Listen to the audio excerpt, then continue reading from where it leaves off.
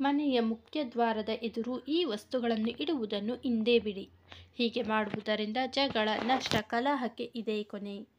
ಕಾಲಕಾಲಕ್ಕೆ ಮನೆಯನ್ನು ಸ್ವಚ್ಛವಾಗಿಡಲು ನಾವೆಲ್ಲರೂ ಸಾಕಷ್ಟು ಮುನ್ನೆಚ್ಚರಿಕೆಗಳನ್ನು ತೆಗೆದುಕೊಳ್ಳುತ್ತೇವೆ.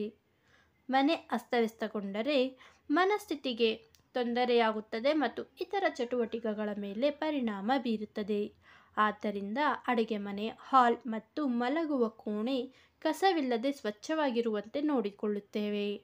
ಆದರೂ ಅನೇಕ ಜನರು ಮುಖ್ಯ ಬಾಗಿಲಿನ ಬಗ್ಗೆ ಹೆಚ್ಚು ಕಾಳಜಿ ವಹಿಸುವುದಿಲ್ಲ.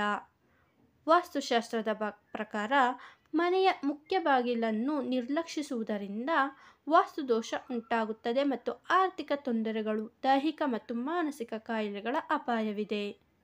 ಪೊರಕೆ.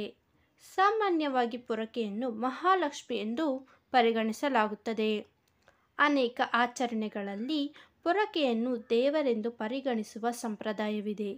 ನಿಮ್ಮ ಪಾದಗಳಿಂದ ಅದನ್ನು ಒದೆಯಬಾರದು. ಆದರೆ ಮನೆಯ ಮುಖ್ಯ ಬಾಗಿಲಿನ ಮುಂದೆ ಪೊರಕೆ ಇಟ್ಟರೆ ಇದರಿಂದ ಮನೆಗೆ ಅಶುಭ ಎಂದು ವಾಸ್ತುಶಾಸ್ತ್ರ ಹೇಳುತ್ತದೆ. ಪೊರಕೆಯು ಧೂಳಿನಿಂದ ಕೂಡಿದ್ದರೆ ಈ ಮನೆ ಹೆಚ್ಚು ಅಶುದ್ಧವಾಗಿರುತ್ತದೆ ಮತ್ತು ಜಗಳಕ್ಕೆ ಕಾರಣವಾಗುತ್ತದೆ.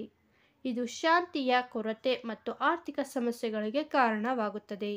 ಹಾಗಾಗಿ ಮನೆಯಲ್ಲಿ ಪೊರಕೆಯನ್ನು ಮನೆಯ ಮುಖ್ಯ ಬಾಗಿಲಿನ ಮುಂದೆ ಇಡದೆ ಸ್ವಚ್ಛವಾದ ಸ್ಥಳದಲ್ಲಿ ಇಡಿ. ಪಾದರಕ್ಷೆಗಳು.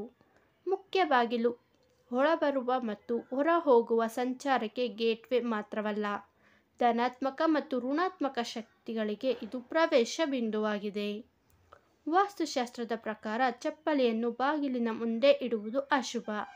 ವಾಸ್ತುಶಾಸ್ತ್ರದ ಪ್ರಕಾರ ಪಾದರಕ್ಷೆಯನ್ನು ಮುಖ್ಯ ಬಾಗಿಲಿನ ಮುಂದೆ ಇಟ್ಟರೆ ನಕಾರಾತ್ಮಕ ಶಕ್ತಿಯು ಮನೆಗೆ ಪ್ರವೇಶಿಸುತ್ತದೆ. ಜೊತೆಗೆ ಚಪ್ಪಲಿಗಳ ಉಪಸ್ಥಿತಿಯು ಲಕ್ಷ್ಮೀದೇವಿಯ ಪ್ರವೇಶವನ್ನು ತಡೆಯುತ್ತದೆ. ಪರಿಣಾಮವಾಗಿ ಹಣಕಾಸಿನ ಸ್ಥಿರತೆ ಕಳೆದು ಹೋಗುತ್ತದೆ ಮತ್ತು ಮನೆಯಲ್ಲಿ ಸಮಸ್ಯೆಗಳು ಪ್ರಾರಂಭವಾಗುತ್ತವೆ. Money plant. ಮನೆಯ ಆಸುಪಾಸಿನಲ್ಲಿ ಮನಿ ಪ್ಲಾಂಟ್ ಇಟ್ಟರೆ ಸಂಪತ್ತು ವೃದ್ಧಿಯಾಗುತ್ತದೆ ಎಂಬುದು ಕೆಲವರ ನಂಬಿಕೆ.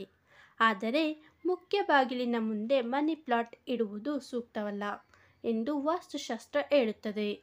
ಈ ಸಸ್ಯವನ್ನು ಸಂಪತ್ತು ಮತ್ತು ಸಮೃದ್ಧಿಯ ಸೂಚಕವೆಂದು ಪರಿಗಣಿಸಲಾಗುತ್ತದೆ.